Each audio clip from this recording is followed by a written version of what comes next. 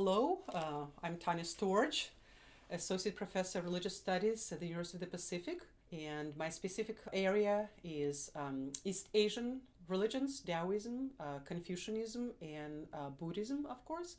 I wrote extensively about various issues pertaining to the East Asian religion and spirituality.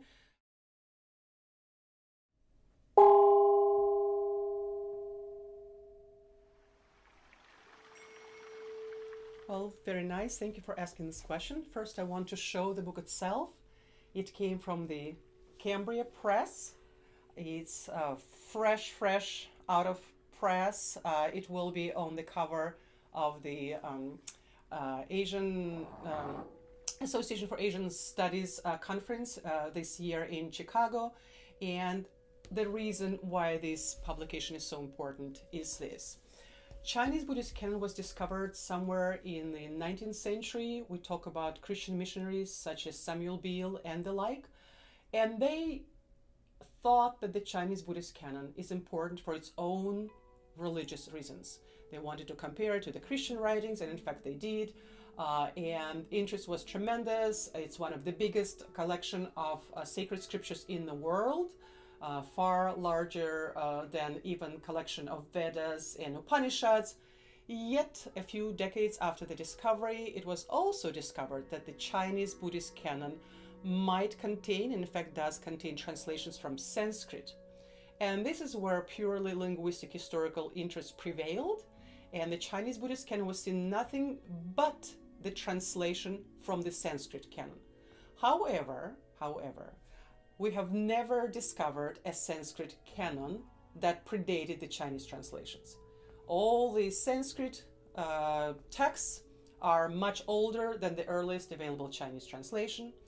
And to this day, we cannot speak of a neatly organized, compact set of the Sanskrit texts in a sense in which we can talk about Septuagint, the Greek translation, being parallel, being adequate, and being the reflection of the Jewish collection of scriptures. This led me to the idea that such thing actually never existed, and that because the Chinese Buddhist scholars were talking about the existence of the proto-canon, Sanskrit-based canon, scholars believed that this is the case. And if this is so, we must go back to the process by which the Chinese put themselves together such a tremendous collection of texts.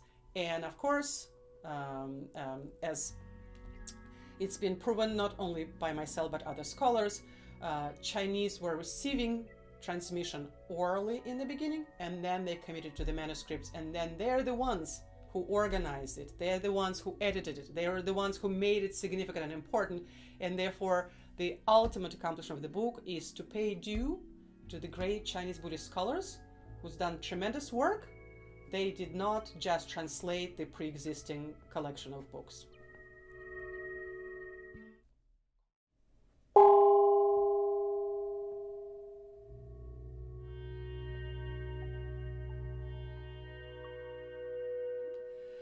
So everywhere where Buddhism was spread, 2nd, 3rd, 4th, 5th centuries, transmission was oral.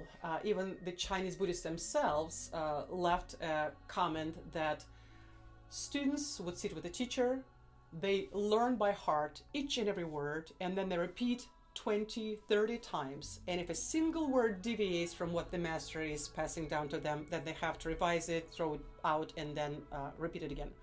Why did the Chinese wanted Buddhist books? Why they insisted on that the manuscripts must be created, or they were searching in vain oftentimes for those manuscripts that did not exist? This is the influence of the Confucian book culture. In China, for hundreds of years before the arrival of Buddhism, the truth must exist in the form of a written book called Confucian Classic.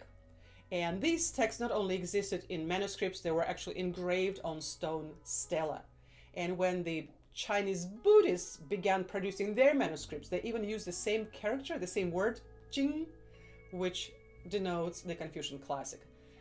This is why for Chinese Buddhists, in order to be a viable religious tradition, in order to be accepted by Confucian scholars and the aristocratic elite that was raised on the notion that truth must exist in the form of books and not just oral transmission, this is the reason why they were fighting so hard to create as many manuscripts as possible. And then, of course, they had, because the book is called The History of the Chinese Buddhist Bibliography, Censorship and Transformation of the Tripitaka. So as I said, Tripitaka is the name of the Buddhist canon. Literally means 3 baskets of teachings. So it had to be created following the Confucian recipe, or it had no chance to compete.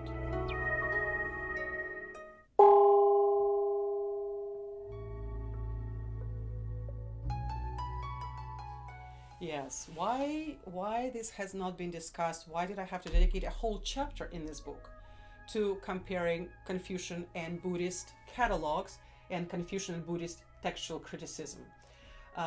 It's a little bit ironic that when scholars associate themselves with a particular religious tradition, I don't know other fields if they do the same or not, but in the field of Chinese studies, if people write about Taoism, they know very little about Confucian texts or Buddhist texts. And if people study Buddhism, then Confucianism is something that you don't need to know that much. It was really a discovery when I put together Confucian-based catalog by Ban Gu and the Buddhist-based catalog by Shixing Yo.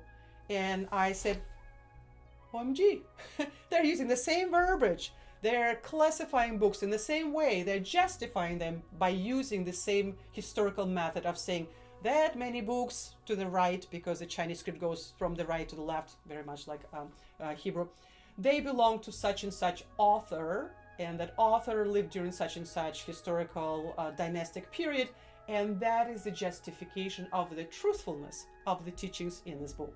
In other words, by mere chance, still working at the University of Pennsylvania, I found that Buddhists owe to Confucian bibliography and Confucian historiography a great deal. This is why they needed manuscripts, yes, but they also need to organize them in such a way they'll make sense to the Confucian scholars.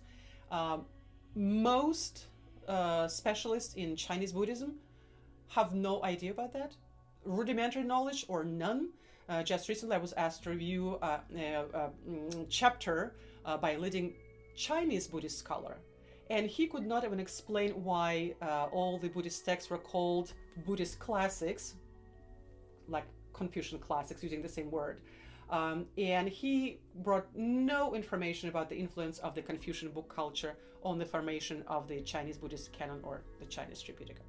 So competition, or maybe narrowing in a small segment of our research, that's why it hasn't been brought up, but this is very essential. It explains why the Chinese Buddhist canon is the way it is, why all the texts have to be ascribed to the translators, rather than saying, oh, these texts are true because of this reason, these texts are true because of that reasons.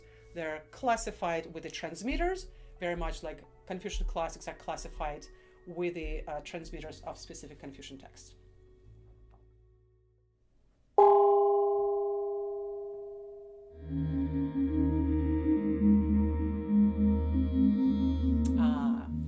So the reasons for comparing the history, especially the early history of the Chinese Buddhist canon, mainly the handwritten or manuscript history of the Chinese Buddhist canon, to the manuscript history, well, they were not on the same material, they weren't on the paper, on the parchment, etc. But nonetheless, as I told, the earliest phase of our study of the Chinese Buddhist canon was marked by Christian missionaries. So of course there was a push away and a desire to study Chinese Buddhist canon for linguistic, historical reasons, etc., etc. Even though its own value has been overlooked, it still was linguistic historical analysis of the Chinese Buddhist canon itself. The reason I had to bring that comparison is that I found that similar historical criteria were used by early Christian scholars and by early Chinese Buddhist scholars. And these criteria were used in the situations that were once again almost identical. The Chinese, as I already told, had to commit their Buddhist texts to manuscript form and organize them because they met resistance from Confucian scholars. Confucian scholars doubted that Buddha existed. Confucian scholars doubted that the Buddhist texts are having any value because they were not organized according to the same ontological principles as Confucian classics. And Christian scholars encountered a similar problem. When we look at the earliest evidence of how Christian scholars organized their canon, it's the so-called Moratorian fragment from the 2nd century, and I'm not going to go in depth explaining what it is, I'm just throwing it in there, you can read the book. We find out that they use the same principle, the principle of knowing about the transmitter of the Christian texts, Christian truths, rather than discussing the truth itself. And that was a response to pressure from dissent within the Christian tradition itself. The so-called Gnostics, it's known very well by now that within the Christian tradition they had their own discrepancies. And also they had to deal with the book culture of Greco-Roman world. And this is how they came with this idea of apostolicity. Every important book, starting with Moratorian fragment, was assigned to a particular apostle, regardless of whether there was a historical proof of that or not. And the same can be said about the Chinese Buddhist historians. The real historical data is oftentimes not reliable and has to be doubted. The same happened here. So these books are true because they come from Paul. These books are true because they come from Peter. This book is true because it comes from James. So I found it amazing that without any influence whatsoever in these two disconnected traditions, early Christianity and early Buddhism, the only way to verify the truth was to say, oh, it comes from a reliable transmitter. And especially in the day of internet, where practically nobody puts the signature at the end of the website, when we don't know whom to blame for the mistakes or whom to thank for the correct data, I find it to be a very interesting example for human knowledge that back in the day, yes, they may be not so reliable, but you know who to blame. Jerome or Dawan, right? They put their signature under the information they provided. So these texts are truthful because they came from such reliable apostles or such reliable transmitters. And that is why I'm comparing the history of the early New Testament to the history of Buddhism. It also helped me to understand that the figures of the Chinese transmitters are rather similar to the apostles, in a sense that these transmitters made many miracles, even resurrecting from the dead, healing the sick, traveling while that apostles did not quite do. They didn't travel to God because they're supposed to do that after they die. But sorry, in Buddhism you can do that. You can travel to Tushita heaven and meet the real Buddha or meet another Bodhisattva or whoever. So the transmitters of the Buddhist texts, the so-called translators, were big-time miracle makers. And if I did not put together the history of apostles who were responsible for putting together the New Testament with the history of the transmitters from the Chinese Buddhism, I would not have seen that aspect of the creation of the Chinese Buddhist canon. So here, the history of Christianity helped me to see some aspects of the history of the early Chinese Buddhist Tripitaka.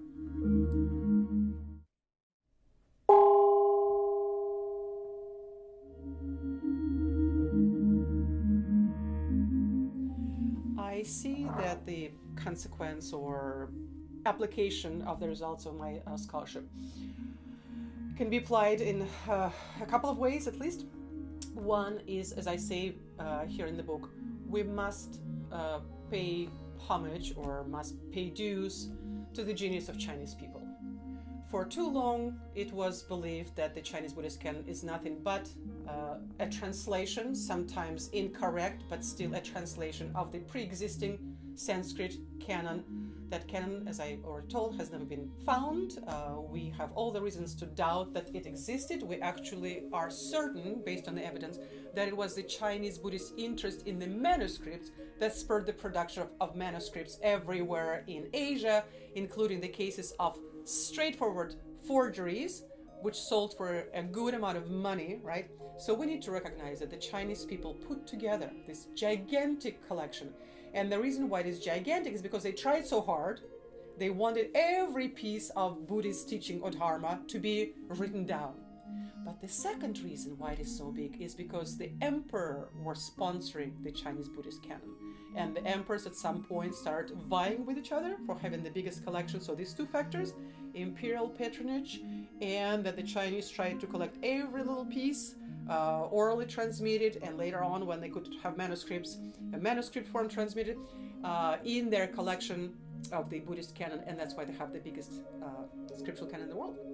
So hey, Chinese nation, you may be criticized for many things, but not for lack of enthusiasm when it comes to collecting the Buddhist teachings. And of course from there it went to Korea, to Japan, to Vietnam, then even to Tibet. Some lost scriptures and traditions of Tibet were restored by using the Chinese collections and so forth. But the second reason is equally important, and that is because this comparative aspect was lacking in studying the Chinese Buddhist Tripitaka. All the new research in comparative world religions analysis has no information about the Chinese Buddhist canon. It would include information about, say, Guru Granth Sahib of Sikhism, with only maybe 18 million people following it, and with a collection less voluminous than the Chinese. But this is because people in the Sikh tradition are willing to discuss and compare across the board, compare to the Quran, compare to the New Testament. But the Chinese Buddhist Tripitaka, as I said in the beginning, is only being viewed as a source of historical linguistic data to find out who translated what piece of Sanskrit-based or maybe other Central Asian language-based, Khotan language-based a piece of Buddhist literature, Buddhist writing, was never viewed as a precious collection of religious literature that is comparable to all others and must be viewed as such and must be brought into that overall discourse about what is the scripture, what is it doing for human history, for the evolution of human culture, just like it's done with other collections of sacred literature, but has not been done with the Tripitaka yet. I hope that I just open the path for such a dialogue.